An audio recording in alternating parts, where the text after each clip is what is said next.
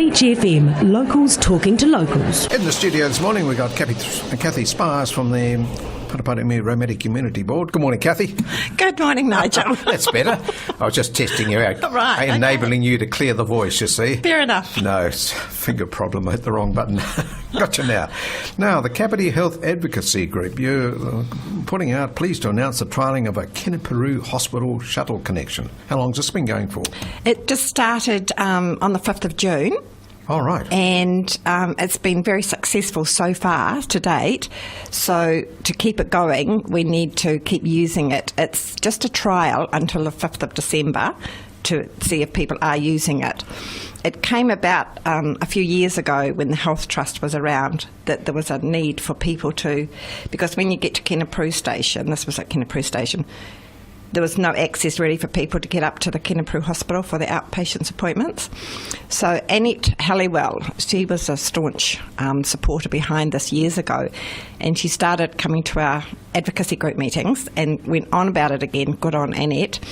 So as a result, the shuttle will they'll pick up from Purirua Station, not Kinniperu. Right, yeah. So if you ring 24 hours prior to your appointment, yes, they will organise a vehicle to pick you up at Purirua Station, take you to Kinniperu Hospital for either outpatients or to catch the shuttle into Wellington, the Kinniperu Wellington Hospital shuttle. As well. Yeah. So they'll connect with that.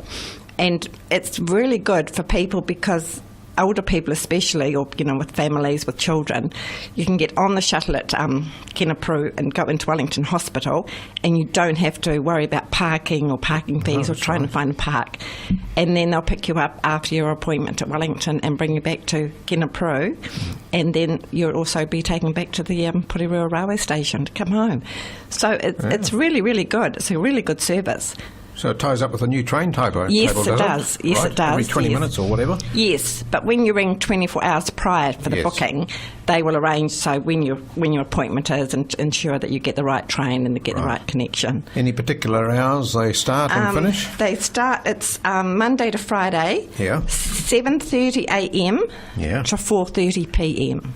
Right. So you need to be, appointments between those hours, I suppose? Yes. People in Kapiti are entitled to have their appointments between 10 a.m. and 2 p.m. Right. But sometimes with specialist appointments, that just doesn't work out. So people have been using it? Do we know? Absolutely, they have, yes. In the first couple of weeks there was about 16, I understand. Okay. And I know people who are going to be using it this week. So it's getting the message out there, I suppose. Yes, that's the idea of the press release, just to keep it going so that people are aware and trying to get out into the community that this service is available. So it's on trial for how long? Till the 5th of December. Oh, we've got a fair while, but let's use it. Yes, if absolutely. We can. Yes, that's absolutely. Yes, so it is a really, really good service. So you go from the Kapiti Coast, or even if you come down, Kapiti Coast, yes. Jump on the trains, you get off at Paraparaumu, they'll pick you up from there, take you to Kinniperu, and also there's a shuttle service into the Wellington Regional Hospital. Yes. Fantastic. If that's where you wish to go as well. So the number to ring of the health service is? 04. Yep. 806 2708. Right, and that's operating right now. Or you can email the shuttle too, can you? Yes, at shuttle.booking@ccdhb.org.nz. Great.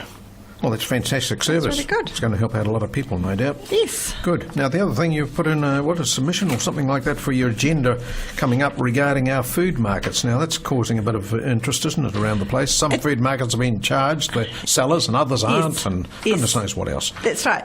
The notice of motion, it's coming from the community boards because, the boards are there as advocates for our communities, so it's really good to come from the community boards. And this actually came out of the Mayor's office. He had a meeting with all 4 chairs of all 4 community boards. All right, okay.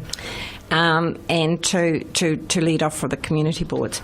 So the notice of motion states that Council consider the creation of a Saturday market policy and that this policy be developed under Council's economic development strategy.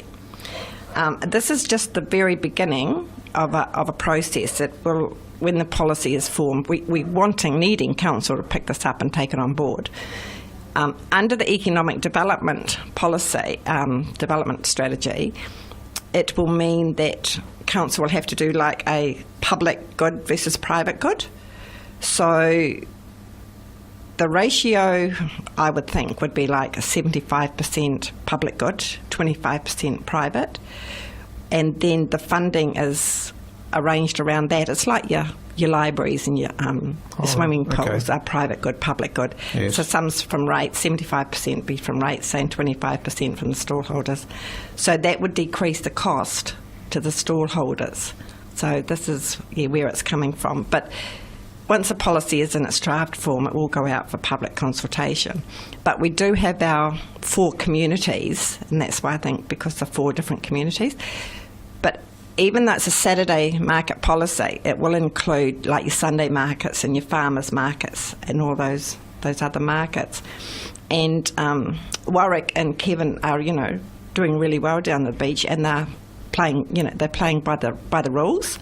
Yes. So, under the regulatory kind of thing. So, and I suppose it's bringing all the markets across the whole coast under one umbrella. And it's so I'm supporting it because will lower the fees for the markets, and it is under economic development, and it is a lot of public good in your Saturday markets. So you can see what's going to happen. I think it's a good idea, but ratepayers are going to say, hey, why are we putting in money for that? We're not supporting the markets. So that's the first thing that'll happen. Oh, absolutely, but we all put in for different things we don't use. I mean, that's right. I put in for the library, and I don't go to the library. I don't swim, so I don't go to the pool. It's the same with it's your playing fields, your rugby fields. It's all for public good. Okay. And it's to keep our economies going in our different little communities. And we need the market to stay at Paraparaumu Beach because it makes it a vibrant, gives us some identity. The identity to me from the 1950s and 60s is a lot different than now, but it's been going there for a long time, and the guys are really good, and they are playing by the rules and doing the right things, so they need our support. So the council could decide, right, we'll do that, we'll put the rate of the stalls up to cover it. Can they do that? Well, they could, but that wouldn't be politically very good, would it really? No, but that's what will be thought of, won't it? But the idea is to try and bring the costs down for the stallholders, not to increase the costs, is to bring it down and make it on a level playing field with all other, businesses in the community. And so the costs haven't been thought about at this stage? No. I mean, what do they pay down at the market down at Paraparaumu? Anybody know? No, I'm not sure. Well, I mean, when it's under this Food Act that's created the whole issue, you see, and it can, I heard it can cost up to a few $100s. And if you've got you're a small home business and you're trying to, get off the ground or whatever, and you're paying out that kind of money, it's not worth going to the market.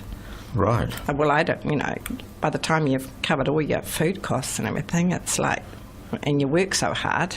Yes, of course, the Waikanae stall holders up at the food market there in Park Avenue, they don't pay anything, do they? I understand that they're different than the Paraparaumu Beach one, you see. But they'll be saying, Paraparaumu will be saying, why are we different from Waikanae? Or why are we paying and Waikanae aren't? That's right, you see. And I don't know about Otaki, do they pay anything? I'm not sure about Otaki, no. Because that's a big market too. It is, absolutely it is. That's why I think the Mayor has said that for the 4 communities to pick it up, the community boards.